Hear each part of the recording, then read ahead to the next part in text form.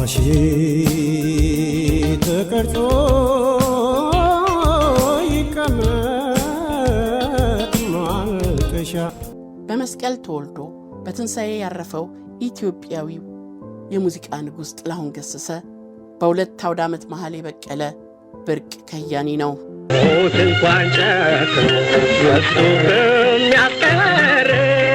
ከዛሬ 16 ዓመት በፊት ሚያዝያ 11 ቀን 2001 ዓ.ም ቅዳሜ ምሽት የትንሣኤ በዓል ዋዜማ አገር አሜሪካ ዳላስ ዓለም አቀፍ አውሮፕላን ማረፊያ ጥላሁን ገሰሰ ወደ ሀገሩ ለመመለስ በአየር ማረፊያው ተገኝቷል። የፋሲካን በዓል በሚወዳት ሀገሩ ከቤተሰቦቹና ከወዳጅ ዘመዶቹ ጋር ለማክበር አስቦ ከአንድ ዓመት በላይ በሆነው የዩኤስ አሜሪካ ቨርጂኒያ ቆይታው በኋላ ነበር ወደ ሀገሩ ለመምጣት የተነሳው።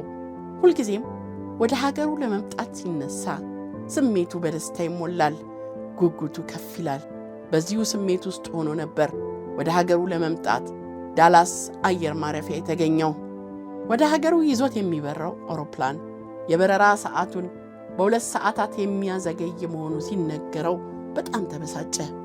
አገሩ ኢትዮጵያ አዲስ አበባ ደርሶ የሚከውነው አስቸኳይ ጉዳይ ያለው ይመስል ለመምጣት በጣም ቸኩሏል።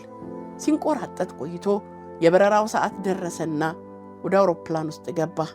የባለቤቱ የወይዘሮ ሮማን በዙ ታናሽ እህት ባል የሆነው ቴዎድሮስ ምትኩ እዚያው አሜሪካ አልበሙን ያስመርቅ ነበር። ጥላሁን ጉዞውን ለ1 ሳምንት አራዝሞ በፕሮግራሙ ላይ እንዲገኝ ቢጠየቅም ፍቃደኛ አልሆነም። ሀገሩ ኢትዮጵያ ከሞት ጋር ቀጠሮ ያለው ይመስል በጣም ተሻክሏል። አሬቆ ማሰቢያ ያለና አይምሮ እንደምን ተሳነን ለማክበር ቀጠሮ። ለሽኝቱ በአውሮፕላኑ ማረፊያ የተሰበሰቡ ወዳጅ ዘመዶቹ በጥላሁን ጥድፊያ እጅግ ተገርመው ጠይቀውት ነበር። ምንድነው እንደሚያጣድፍህ? በፋሲካው ምድር ምን አስቸኮለ? ብለው ሲጠይቁትም ያላቸው እንዲህ ነበር። እኔና ሀገሬ ተለያይተን አናውቅም። ለ1 ዓመት ያህል ሳላያት ቆየሁ። አሁን የሚሄደው አገሬ በጣም ስለናፈቀችኝ ነው። አይቻት እመለሳለሁ። በሰላም አገኛት ዘንድ ጸልዩልኝ ነበር ያለው። ሰላምታዬ ይድረስ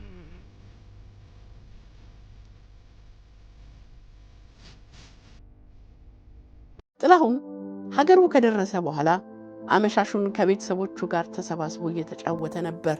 ያለፈውን የህይወትና የሥራ አጋጣሚዎች እያነሳም ያጫውታቸው ነበር። በ1996 ዓ.ም ቀኝ እግሩን ሲቆረጥ ስለነበረው ሁኔታና እጅግ አጥብቆ ይወደው ስለነበረው አንጋፋው ድምፃዊ ሚኒሊክ ወስናቸው አንስቶ እያጫወታቸው ነበር። ያሳለፍነው ዘመን ደስታን ያየንበት ተመልሶ ቢገኘው ምን አለበት። ጥላሁን ድካም ሲሰማው ወደ ሀገሩ በሰላም መመለሱን ሰምተው እንኳን ደህና መጣ ሊሉት የተሰባሰቡ ዘመዶቹን ይቅርታ ጠይቆ ወደ መኝታ ቤቱ ገባ። ከጥቂት ደቂቃዎች በኋላ ጥላሁን ባለቤቱን ወይዘሮ ሮማን በዙን ጠርቶ ህመም እየተሰማው እንደሆነና ትንፋሽ እንዳጠረው ነገራት። የሰውነቱ ሙቀት መጨመሩ ያስደነገጣት ወይዘሮ ሮማን ቀደም ሲል ይወስዳቸው የነበሩትን መድኃኒቶች ሰጠችው። ህመሙ እየበረታበት መሄዱን የተገነዘበችው ወይዘሮ ሮማን ቦሌ መንገድ ወደሚገኘው ቤተ ዛታ ሆስፒታል ይዛው ከነፈች። በዚህ ሆስፒታል ጥላሁን ተገቢውን ሕክምና ለማግኘት አለመቻሉንና ላጋጠመው የትንፋሽ እጥረት ችግር መፍትሄ የሚሰጠው ኦክሲጅን እንኳን አለማግኘቱን ቤተሰቦቹ በወቅቱ ተናግረው ነበር። ችግሩ ከልብ ጋር የተያያዘ መሆኑን የተረዱት የሕክምና ባለሙያዎች ጥላሁን ወደ ልብ ሕክምና ማዕከል መሄድ እንደሚገባው ተናገሩ። ጥላሁን የተጫነበትን መርሰዲስ መኪና የምታሽከረክረው ባለቤቱ ወይዘሮ ሮማን በዙ ከከተማው ጋር እምብዛም ያልተላመደች በመሆኑ የተባለው ክሊኒክ የት እንደሆነ ማወቅ አልቻለችም። ከግማሽ ሰዓት በላይ መኪናዋን በጎተራ ማሳለጫ መንገድ ብታሽከረክርም የተባለውን የልብ ሕክምና ማዕከል ማግኘት አልቻለችም። ነገር ግን ደብረ ዘይት መንገድ ላይ ሰናይ ከፍተኛ ክሊኒክን አገኘች። አላመነታችም። የመኪናዋን አፍንጫ ወደ ክሊኒኩ በራፍ መልሳ የያዘችውን የኢትዮጵያ የሙዚቃ ንጉሥ ነፍስ ለማትረፍ ገባች። ከመሞት አልድንም አትጠራጠሪ በዚህ ሆስፒታልም ጥላሁን የገጠመው ተመሳሳይ ችግር ነበር። ትልቁን የኦክሲጅን ሲሊንደር እሱ ወዳለበት መኪና ያለ ጋሪ መውሰድ እንደማይቻልና ጋሪው ደግሞ በሌላ ስፍራ በስራ ላይ እንደሆነ ነገሯት።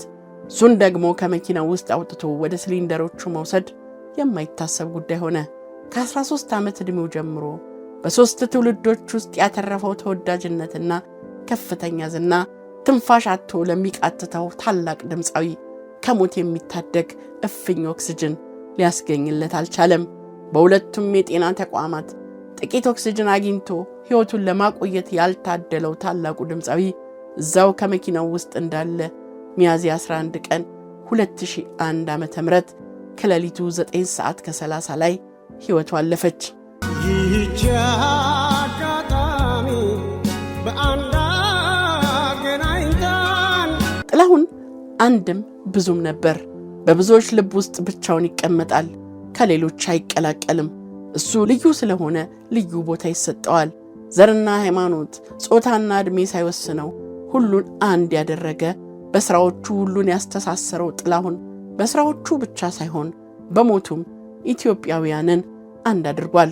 በጥላሁን ውስጥ ሚሊዮኖች ኢትዮጵያውያን በስሜት ተገናኝተዋል። ኢትዮጵያ ጥላሁን ሕይወቱን ብቻ ሳይሆን ሞቱንም በዜማዎቹ ያስዋበ ድንቅ ከያኒ ነው።